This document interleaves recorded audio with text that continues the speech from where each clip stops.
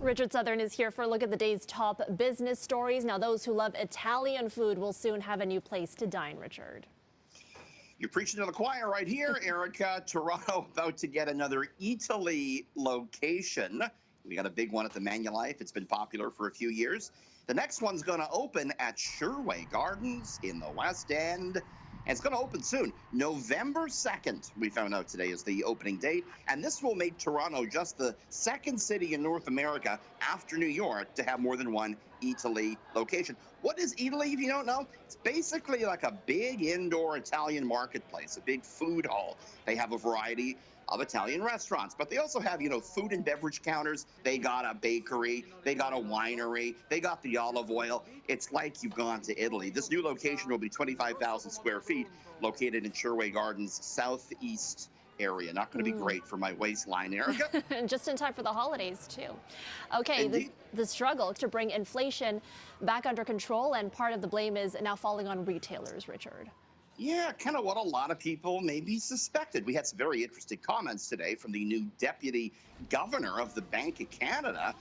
He basically said that businesses are still raising their prices more frequently and by larger amounts than they did before the pandemic, which is contributing to higher than expected inflation.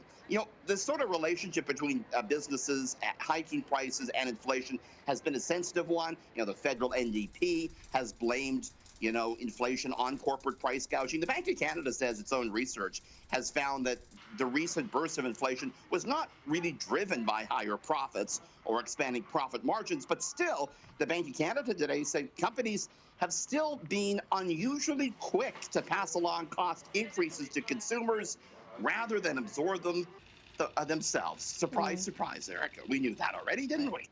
All right, and finally, speaking of rising costs, we're getting a new look at how much it costs to raise children. Stats Canada crunching the numbers again on this. And yeah, if you want to be a new mom or dad, start saving your pennies. They found raising a kid in Canada from birth to age 17 costs $350,000. That's like just over $1,700 a month. The figure climbs another 29% if parents continue to support their child through post-secondary studies, as many do.